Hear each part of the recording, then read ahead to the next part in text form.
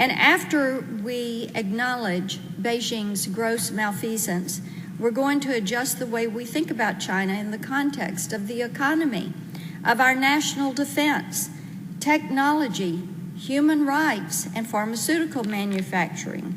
When you think about it, the fact that Beijing intentionally downplayed the deadly nature of COVID-19 should come as no surprise.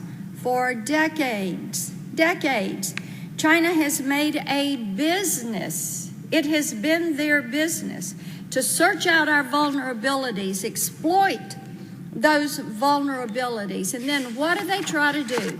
They try to use that as leverage against us. So it is time for us to say no more.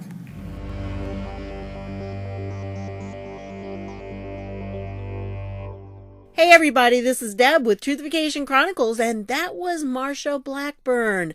I have more that I want you to listen to because she's got some very interesting information and a perspective on China that we really need to hear. Now, y'all know I always put the links where I get the stuff from. My sources are always down below. Well, in this case, it's kind of sort of my source, but it's not. Because the Fox video I got these clips off of, I can't find it. I didn't bookmark it, and I cannot find it anywhere on the Fox channel. So we're just going to go piecemeal here. I did find her entire speech, and it's about 12 minutes long. Well, almost 13 minutes long. So I'm not playing all of it, but I do want to play some more of it so you understand what she really is talking about. Something that I think she's right on about, because it is a danger to the United States and it needs to be addressed. Here we go. Now, here is another component, and I've talked about this week on the floor, our pharmaceutical supply chain. On February 27th, 2020, this year, the FDA announced the shortage of a drug used to treat victims of COVID-19. Imagine that. There was a drug shortage. They attributed the shortage to difficulties obtaining the active ingredient in this pharmaceutical. The active ingredient, they are called APIs. Now, they couldn't get it from this site in China, which was the site that manufactured it, because that site had been affected by COVID-19. So here we are. We need this component to go into a pharmaceutical. We cannot get it because the factory that produces this has been affected by COVID-19. And it's not the first time that this has happened. In 2016, we saw a shortage of an important antibiotic when the sole source of its production, the only place on the globe that produced this antibiotic, was in China. And that factory was shut down. Couldn't get it. Our vulnerability is not limited to one drug or even just a handful of drugs. In 2007 and 2008, 246 people died after taking a contaminated blood thinner that came directly from a factory in China. They died. 246 people, just like that. Routine inspections didn't catch the contaminant, and the drugs flowed right into our medicine cabinets. 2010, regulators have also found serious problems with batches of thyroid medication, muscle relaxers, antibiotics. And this week I got an email from a Tennessean. He said, I saw what you said on the floor, and I want to let you know I take a heart medication, and it was just recalled because it contained a carcinogen, and it was made in China. Think about this. These are the pharmaceuticals we take to return ourselves to health and wellness, to manage chronic conditions. And here we have example after example of things that are contaminated are not what they're intended to be. These are basic, common medications. In 2018, the FDA recalled several blood pressure medications made in China that were contaminated with cancer-causing toxins. Now, I would imagine there are a few people that come to work every day in this building that take a blood pressure medication. What if you had been taking one for a period of time and it contained the cancer-causing toxins? Americans deserve better than this from their pharmaceutical supply chain. If we allow this to continue, we are going to do so at our own peril. I encourage my colleagues to support the bipartisan Securing America's Medicine Cabinet, or SAMC Act. Senator Menendez has worked on this legislation with me, and I'm grateful to him for his support. Mr. President, you are working on legislation that would address some of these issues. Bring this pharmaceutical manufacturing back into the United States of America. We need to end Chinese control over our health and wellness in this pharmaceutical supply chain. I think this is something that we really need to pay attention to, because not only in this respect, but we've become dependent on China in so very many ways. I was thinking the other day, with this whole China thing, what if, trade between the countries kind of goes south? What's that going to do? How's that going to impact us? I think it would impact us significantly, because think of stores like Dollar Tree or Dollar General. A lot of the stuff in those stores comes from China. A lot of things on Amazon come from China. So there would be a huge impact there that I'm not sure people are ready to face if we totally would cut off trade with China. But that's not going to happen. President Trump does want to have us be able to trade with China. The problem is we can't compete right now with the types of prices that the Chinese can put on their items. We have to have a little more equity in what's going on. And also, we've discussed before about the whole China infiltrating our country through the universities and even the high schools and middle schools. So we need to be careful and on alert for that. But I think this medicine thing is huge. So I think she really has something there. I hope that she continues to pursue it. I hope that bill goes through, because it's an important thing for us to address. Now, I also saw someone else. I picked out several. This was it was the Senate floor proceedings from Thursday, I'm thinking. Maybe. I don't know. The days are kind of all going together on me. Wednesday or Thursday, whatever. It was right before they voted on the actual bill. So not only did she speak, but also this guy spoke. Now, if you don't know who he is, he's James Lankford, and he is from Oklahoma. That's who he represents. He sounds like a pretty good guy. He used to be the Student Ministries and Evangelism Specialist for the Baptist General Convention of Oklahoma. And he was the director of this camp here, Falls Creek Baptist Conference Center, that hosted like 50,000 kids every summer. So yeah, big. But he did a great job. I've heard him speak a few times, and I'm really becoming impressed with him. But this one right here, and this is his channel. They all seem to have channels, which makes it a little easier to pick up the individual person's speech, and you don't have to listen to the whole 9-12 hours of whatever the floor proceedings were. But this particular thing, he points out something interesting that I really didn't hear from any other source in this CARES bill that they have just passed recently. So listen to this. They put in a neat little feature that they demanded, and that was that no son or daughter or family member or any individual that works with the presidency, vice presidency, or the Congress could get any of, not the grant programs, the loan programs. In fact, it was interesting the language they demanded. No son-in-law could get that. I wonder who that could be targeted towards. A particular son-in-law that might be there. Literally, a lot of this fight that we've had over the last 3 days is because they were demanding that there was no way that the president or any of his family could get any kind of loan or benefit from this program at all. So we spent 3 days, 3 days of delay, because they had some additional demands for some things they wanted to do, significantly targeted a lot at the president and his family.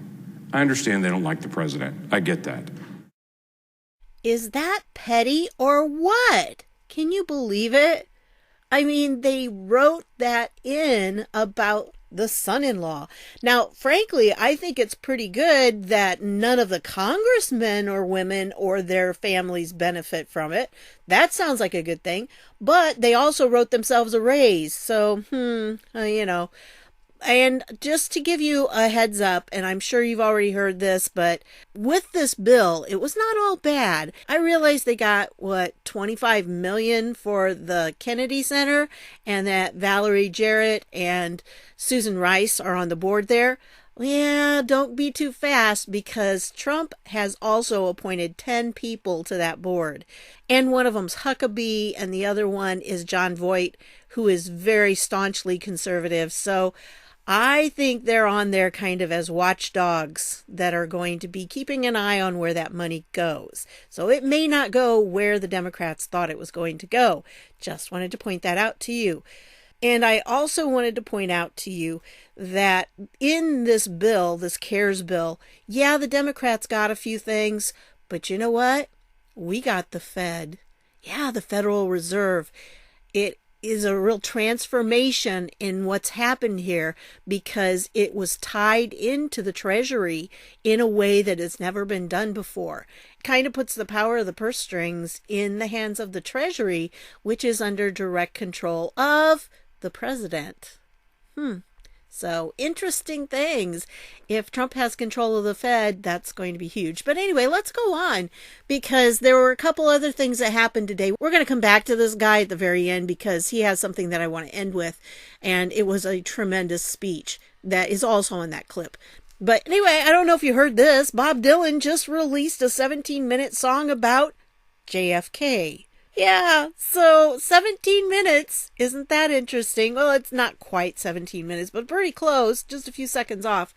And it really kind of goes into some pretty graphic detail about it. It's kind of a weird song, but I just thought it was unusual, especially given that I just posted on Friday night that video about JFK's speech. And if you've not heard that speech, you really do need to go listen to it, because it was an incredible speech. He was talking to the press. Things have not changed a whole lot. He was warning them of where our country might be if they kept printing things that would jeopardize our national security. And so now we are at that point, because they didn't listen to him. But then we know what happened to him too. So anyway, I wanted to show that to you. And then I wanted to show you this headline, which came out on March 13th of 2015. I thought it was really interesting that it did. I mean, obviously it's been a while ago, but he was talking about only being Pope for like 3 or 4 years. And if that was 2015, So, and it also sadly says that he misses pizza. Yeah, y'all know, well, most of you probably understand the significance of that and what that term actually stands for. So I think that was kind of sad, and we're seeing a lot of people who are talking about that and using it as code for just bad stuff. Anyway, but I also wanted to point this out to you. Guess what? The New York Times is blaming evangelical Christians for the coronavirus. Yeah, I mean, I read that and I thought, oh, come on. Are they real? Yeah, they are, because we voted for Trump. That's the whole point. And everything is Trump's fault. And I haven't mentioned this, but Kathy Griffith, the one that held up Trump's head, bloody head. Yeah, she is in the hospital and she's blaming Trump because no, she doesn't have the coronavirus. I don't think she's been diagnosed with it. I don't think she's been positive, although I wouldn't be surprised if she was. But she had some kind of stomach thing. But she's blaming Trump for it. It's like, why? That's not Trump's problem. He didn't cause it. But this is what it is. And that they say here that Donald Trump rose to power with the determined assistance of a movement that denies science. Okay, newsflash here. Christianity does not deny science. All right? We don't. In fact, the very first scientists ever were Christians. They had a worldview where they knew science existed, that God put things in an order.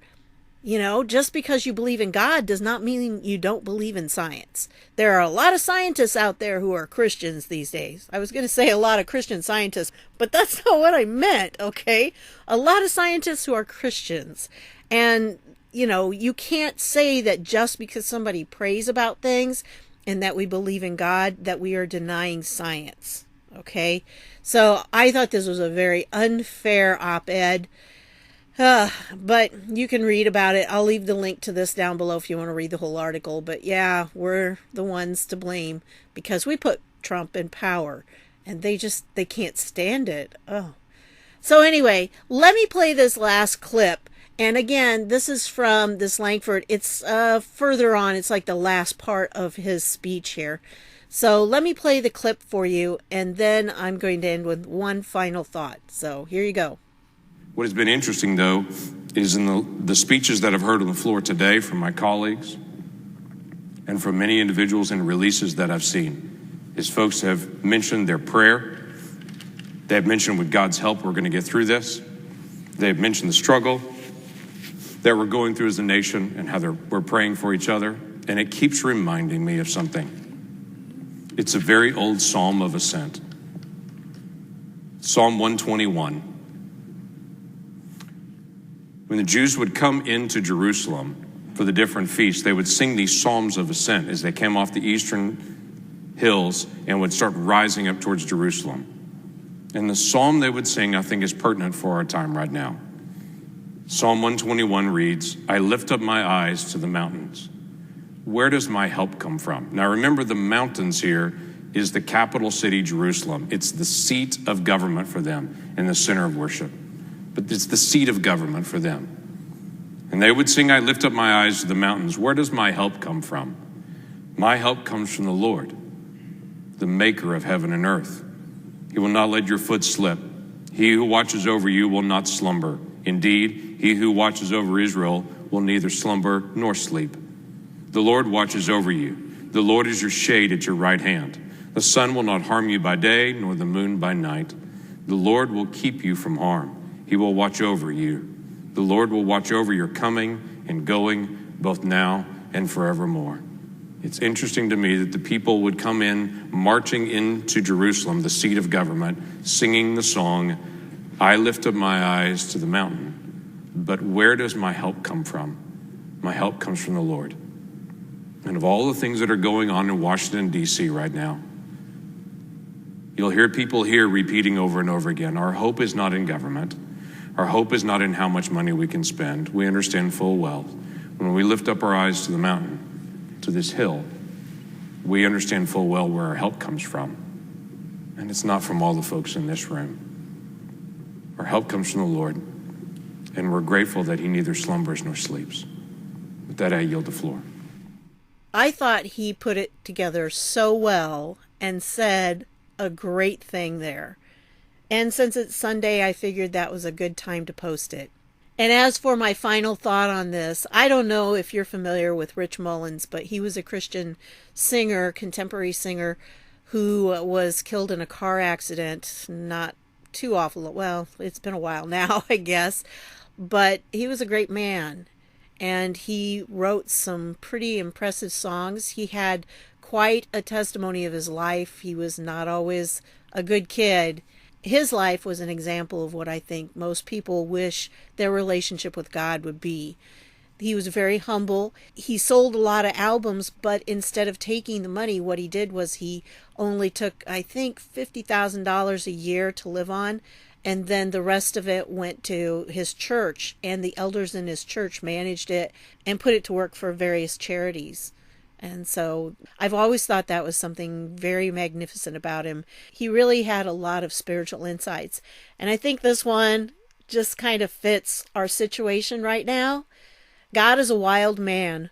Should you encounter him, hang on for dear life, or let go for dear life is a better way to say it. Because God does things in our lives that we don't always, we can't always see what his plan is for things. Even this virus and everything that's happening, being stuck at home or whatever your situation is right now, he's going to work it out for our ultimate best. And I'm positive of that. So I want to leave you with that thought. Hang on for dear life, or let go for dear life, because it's a wild ride when you're living with God, but it's always going to be a fantastic adventure. That's what I've got for you on this one. I want to thank you for stopping by, and I'll see y'all later.